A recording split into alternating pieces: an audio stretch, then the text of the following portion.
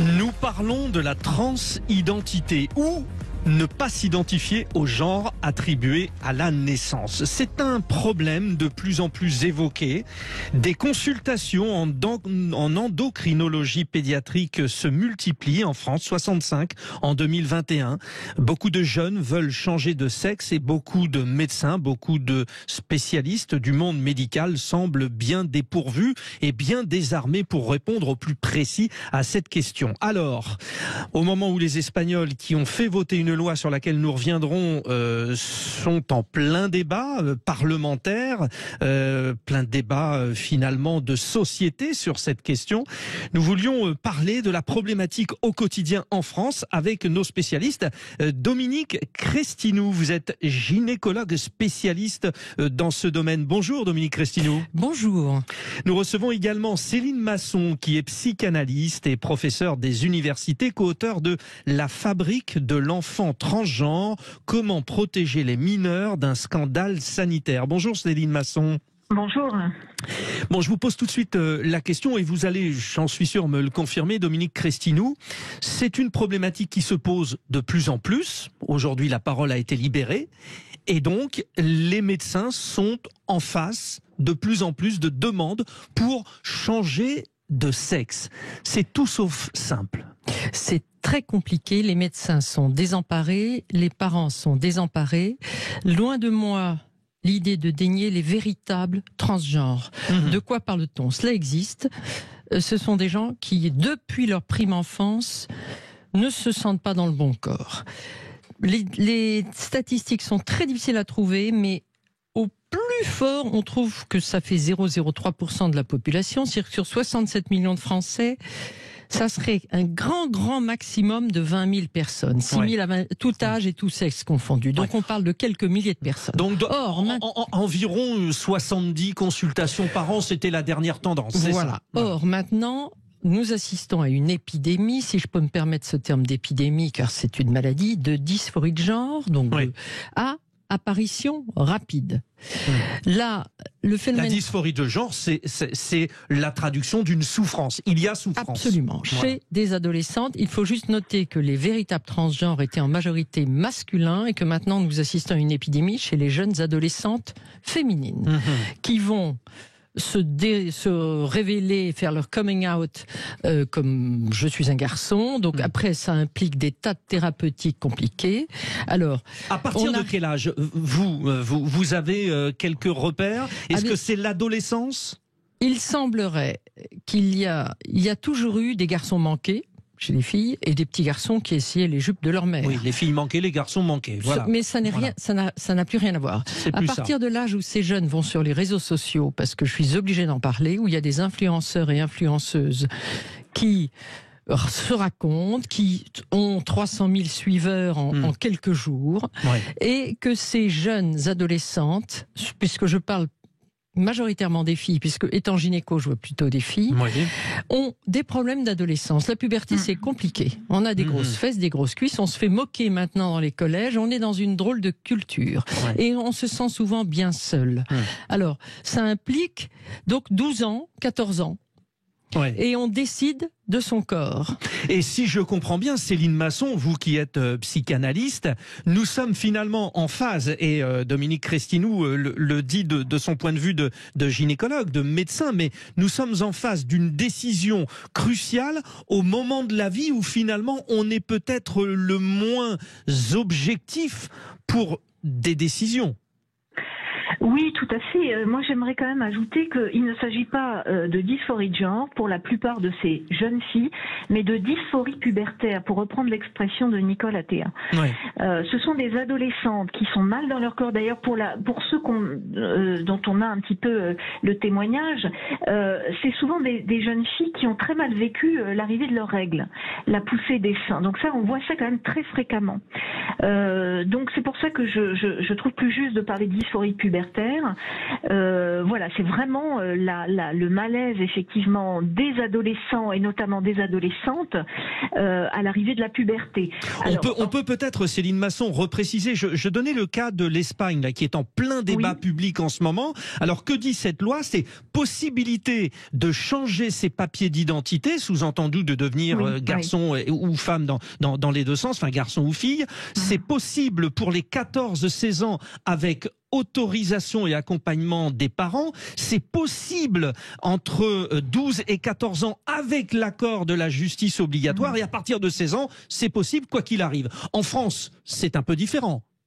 Alors en France, vous pouvez, pour les mineurs, avec l'autorisation des parents, les mineurs peuvent changer aussi à l'état civil leur prénom et leur sexe. Hein. C'est tout à fait possible avec l'autorisation des parents.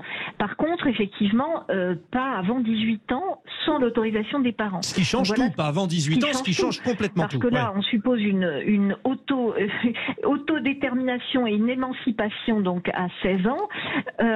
Et c'est vrai que c'est très jeune. D'autant que ces jeunes sont souvent mal, encore une fois, hein, on a une concurrence de troubles psychopathologiques pour ces jeunes filles et ces jeunes garçons. On l'a dit, hein, on a déjà évoqué dans de nombreux textes, hein, l'anxiodépression, les troubles anxiodépressifs, l'anorexie, l'autisme. Hein, voilà. Donc il y a des troubles associés et ce qu'on dit, nous, et de nombreux d'ailleurs maintenant médecins et psychiatres, c'est qu'on ne tient pas suffisamment compte de ces troubles. Vous voyez. Donc voilà. Donc la question c'est est-ce qu'on a posé un diagnostic? Quand le jeune, parce qu'on s'auto-diagnostique en fait à partir des réseaux sociaux, effectivement, on s'auto-diagnostique dysphorie de genre et étant un garçon, vous voyez, et personne n'interroge au nom de l'autodétermination, personne n'interroge le fait de se sentir garçon, etc. Sauf que nous disons que c'est un symptôme d'autre chose. Ça ne veut pas dire qu'être trans c'est un symptôme, pas du tout. Je pense que ces jeunes-là ne sont pas trans. Il faut le dire, hein, une grande majorité. Quelque chose d'assez différent. Alors, justement, Céline Masson, parce que la question de l'adolescence, on l'a bien compris, est centrale. Vous parliez donc de cette problématique à la puberté.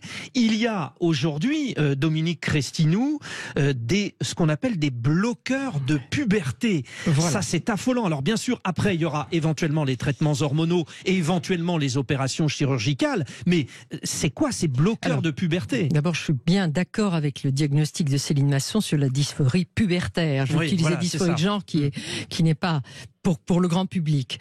Ce malaise avec ces troubles psychiques préexistants implique des thérapeutiques qui ne sont pas sans conséquences. Que le lobby des trans LGBTQI+ dit réversible, mais on n'en est absolument pas sûr. Donc les bloqueurs vous parlez de lobby, ça peut être aussi la voix de certaines personnes qui veulent partager leur expérience. Lobby, c'est vouloir obliger. Alors, je ne vais pas se prendre que... Puisque il y a eu assez d'attaques et ça me fait traiter de transphobe. Les bloqueurs de puberté sont des médicaments qui agissent sur l'hypophyse. Alors, tout ça, c'est un peu compliqué. Qui sont utilisés dans des pathologies graves. C'est-à-dire, on a parlé des endométrioses, quand il y a des grosses douleurs, dans des cancers de la prostate chez l'homme, dans des cancers hormonodépendants du sein chez la femme, ou dans certaines pubertés très précoces, quand une petite fille a des seins qui lui poussent à 5 ans, il faut la traiter. Ils ne sont pas sans conséquences parce que ils entraînent des effets secondaires, donc des maux de tête, des bouffées de chaleur, et puis une déperdition osseuse. Donc on ne sait pas trop ce que ça fait sur le futur. Alors il y a pardonnez-moi docteur, mais il y a la question, c'est-à-dire moi je suis parent aussi, et je me mets à la place de tous les parents. Si votre enfant adolescent vous dit j'aimerais un traitement de bloqueur de puberté, n'importe qui est affolé. Alors il y a peut-être des parents qui ont moins conscience, mais déjà ça fait peur. Ça fait peur, mais il y a des parents à qui des psys, et malheureusement on manque cruellement de pédopsies en France, à qui des psys ont dit préférez-vous une fille suicidée ou un garçon vivant. Donc les parents sont terriblement désemparés. Mais bien sûr que ça fait peur. Mais on leur dit aussi, et eux lisent, ça retarde la puberté, ça laisse aux jeunes le temps de mûrir. Ce qui n'est pas, Céline Masson a beaucoup travaillé là-dessus, ce qui n'est pas véritablement exact. Alors pour vous, il y a effectivement une vraie question déontologique, éthique. Alors justement, pour conclure avec vous, Céline Masson, cette première partie du débat, beaucoup d'endocrinologues, ça c'est évidemment le piège habituel de la prononciation, d'endocrinologues, se plaignent de ne pas finalement, dans leur travail, avoir l'accompagnement psychiatrique. Ça semble nécessaire, sauf que la loi française ne l'oblige pas, puisque ce n'est plus considéré comme une tare. Je parle avec des mots de béotien, volontairement. Tout à fait. En fait, ces jeunes peuvent aller dans des consultations d'endocrinologie ou de médecins même généralistes et obtenir des hormones. Nous, on a les preuves par des parents qu'au bout d'une à deux consultations, ils obtiennent des hormones, donc y compris le planning familial. Donc ça, ce sont les témoignages effectivement de parents. Pas dans les consultations dédiées puisqu'ils sont quand même plus prudents et ce sont des consultations de pédopsychiatrie. Donc ça se passe pas aussi facilement dans les consultations dédiées, c'est-à-dire d'identité sexuée. Par contre, effectivement, on peut obtenir en dehors de ces consultations des hormones assez facilement. Et il y a des listes de médecins qui donnent assez facilement des hormones. Mais nous sommes d'accord, Céline Masson, que dans ce genre de décision, un accompagnement psychiatrique est nécessaire. Bien sûr, surtout quand ces jeunes présentent des difficultés par ailleurs, ce qui est quand même le cas. Quand on a les témoignages des parents, on constate que ces jeunes vont pas bien. Ils ont eu des diagnostics posés au préalable, encore une fois, d'anxio-dépression, de troubles divers. Alors HPI, c'est vrai que c'est un peu un mot fourre-tout, mais c'est vrai qu'on trouve beaucoup d'HPI. On se demande d'ailleurs, il y a aussi là une épidémie d'HPI, mais c'est vrai que ces jeunes présentent, et notamment la période Covid a été quand même une période difficile pour ces adolescents. Et comme vous le savez bien aussi, on manque d'accueil pédopsychiatrique pour les jeunes. Donc il y a une grande souffrance en France de l'accueil de ces adolescents. Du coup, ils trouvent des solutions. Vous savez, c'est simple. Ils vont sur Internet, ils mettent « je suis mal dans mon corps », etc. Et ils obtiennent par Google très vite des réponses « c'est que tu es un garçon ». Ça, c'est ce que nous disent les jeunes. Bon, merci beaucoup Céline Masson pour nous avoir éclairé sur la question. Nous restons bien sûr ici en studio. Dominique Crestinou est avec nous, gynécologue, et nous recevons dans un instant Béatrice Denès, qui est journaliste indépendante et enseignante, coprésidente de Transsanté France, une association qui regroupe des professionnels de santé. Allez, à tout de suite. Vous pouvez réagir aussi si vous êtes confronté à ces situations. 0826 300 300. À tout de suite. La transidentité ou ne pas s'identifier au genre attribué à la naissance. Beaucoup de situations qui se présentent et régulièrement et de plus en plus à nos médecins. Dominique Crestinou est avec nous, vous êtes gynécologue et nous accueillons également une journaliste indépendante et enseignante et coprésidente de Transsanté France, Béatrice Denès. Vous êtes née homme, vous êtes désormais femme. Bonjour Béatrice Denès. Bonjour Frédéric, bonjour à tous. Alors déjà, le point de vue de Dominique Crestinou pour planter le décor, parce que nous sommes, et nous l'avons rappelé sur la première partie, en présence d'une espèce de commerce aussi sur Internet. Alors ça, c'est assez impressionnant. On trouve des hormones féminisantes et ça, peut-être plus que toute autre chose, Dominique Crestinou, vous le mettez en avant parce que ça vous inquiète. Alors je suis inquiète car ces adolescents, certes en rupture psychique souvent, mais en bonne santé globalement et qui vont s'en sortir, même s'il y a un risque suicidaire non négligeable, vont devenir des malades à vie. Ils vont devenir des personnes stériles le plus souvent et des personnes ne connaissant pas le plaisir sexuel. C'est-à-dire qu'après l'éventuelle opération chirurgicale, d'abord, il y a un traitement hormonal, un traitement hormonal qui n'est pas dénué de risque et qui, les laboratoires se frottent les mains. On a même créé une ALD, affection de longue durée, on paye pour eux. Et ces personnes peuvent avoir recours à une chirurgie, la chirurgie du haut ou la chirurgie du bas. Le haut, ils se font enlever les seins. Le bas, on transforme les organes sexuels. Et ça n'est pas rien, car le résultat n'est jamais formidable. Donc que des gens matures le fassent, évidemment, libre à eux, il y a des chirurgiens très spécialisés, mais sur des jeunes, la question des adolescents, alors qu'ils n'ont pas, à quel âge est la maturité sexuelle, à quel âge peut-on écouter la parole de l'enfant? Très bien, très important. Bon, Béatrice Donès, nous avons évoqué toutes les problématiques. Vous nous confirmez que quand on est avec un sexe qui n'est pas celui dont on a la conviction d'être, descendant, ça nécessite de toute façon de changer puisqu'il y aura un mal-être qui suivra toute la vie. C'est la réponse à ce que vient de dire aussi Dominique Crestinou. Bah oui, forcément. Mais attention, on a tendance à mélanger sexe et genre déjà. Donc, il faut aussi savoir que dans les personnes trans, tout le monde ne fait pas forcément un traitement, ne suit pas forcément un traitement hormonal ni des opérations chirurgicales. En tout cas, moi, si vous voulez, ce que je me permets quand même de dire, c'est que depuis tout à l'heure, j'ai écouté le début de l'émission, je suis affolé par le côté, en effet, anti-trans extraordinaire et les contre-vérités qui sont affirmées. Par exemple, quand on parle d'intervention chirurgicale, notamment sur les enfants, ça n'existe pas en France. Alors, oui, alors c'est ce qu'on a dit. Oui, bien sûr, Béatrice, bien sûr, mais en même temps, alors là, il y a la réalité médicale et ça, on ne peut pas la remettre en question. En revanche, nous avons rappelé que la loi ne permettait pas de faire ces opérations, ça c'est sûr. Maintenant, c'est l'accompagnement. Dites-nous, Béatrice Donès, aujourd'hui, si vous constatez que les médecins sont désemparés et que s'ils le sont, ce n'est pas par mauvaise volonté, mais parce que rien n'est fait pour encadrer un peu mieux ce genre de passage d'un sexe à l'autre, d'une identité à l'autre. Mais il n'y a pas, enfin, ça me fait peur, moi, ces histoires d'encadrement. En France, le vrai problème qui existe, c'est un manque de formation des médecins, et il est très très difficile. Quand vous parlez du fait, par exemple, que des jeunes, ou même des adultes d'ailleurs, vont sur des sites pour acheter des hormones, c'est aussi parce que en France, il manque de personnes qui s'y connaissent. Notamment notre association est en train de développer et de pousser le fait que des médecins généralistes puissent s'y connaître en termes de transidentité et puissent intervenir. Il n'y a pas suffisamment d'endocrinologues qui s'y connaissent, notamment en termes de dosage. Et tout ça, évidemment, on ne peut pas faire n'importe quoi. Et là, on est tous d'accord pour dire ça.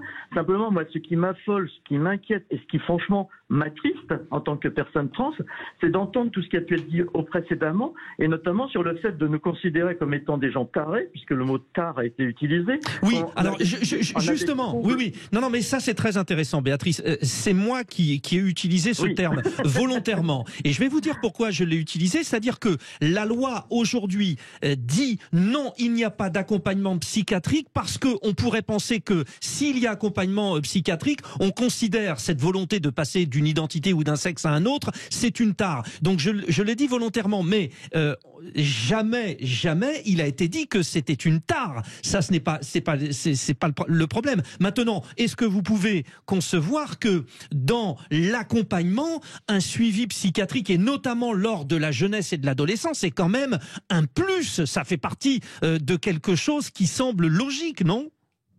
Mais de toute façon, ça se fait, parce qu'en fait, quasiment tous les enfants, les mineurs trans vont consulter des pédopsies qui s'y connaissent dans cette question. Le seul problème, c'est qu'ils ne sont pas suffisamment nombreux. Et quand on affirme, par exemple, que dès la deuxième ou troisième rencontre avec un pédopsie, ça y est, tout de suite, c'est parti ensuite vers un pédo-endocrino qui va distribuer des traitements hormonaux. Non, il n'y a pas non plus de traitements hormonaux avant 18 ans. Il peut y avoir des bloqueurs de puberté, vous l'avez abordé tout à l'heure. Oui, et là aussi, on a voulu faire peur là-dessus. Moi, si vous voulez, on veut faire peur, c'est-à-dire on a peur. Donc le but, c'est pas de vouloir faire peur, c'est de dire si j'ai peur, il faut faire quelque chose, quand même. Mais voilà, le problème, si vous voulez... Et pour conclure, Béatrice, oui. Non, moi simplement ce que je veux dire, c'est qu'actuellement, on entend énormément d'associations comme l'Observatoire La Petite Sirène ou d'autres associations de ce type-là qui ont décidé de faire peur auprès de gens qui n'y connaissent strictement rien dans la transidentité. Le principal, c'est quand on est une personne trans, c'est de se dire on n'a pas fait ce choix vous savez, c'est un mal-être. En fait, donc simplement écoutons les personnes trans, aidons-les, aidons les enfants, et pas simplement justement avec un traitement psychiatrique qui va les faire revenir dans le droit chemin, c'est ce qu'on appelle de la thérapie de conversion, et ça c'est interdit. Il faut simplement être à l'écoute des gens. C'est pas une épidémie, c'est le fait de vouloir être soi-même, et je pense que ça dérange personne dans une société. Et le message est passé, Béatrice. Merci beaucoup, merci beaucoup. Message passé. On voulait revenir sur cette question qui n'est pas simple, évidemment, vous l'avez compris. Tout de suite, c'est André Berkoff sur Sud Radio. À demain.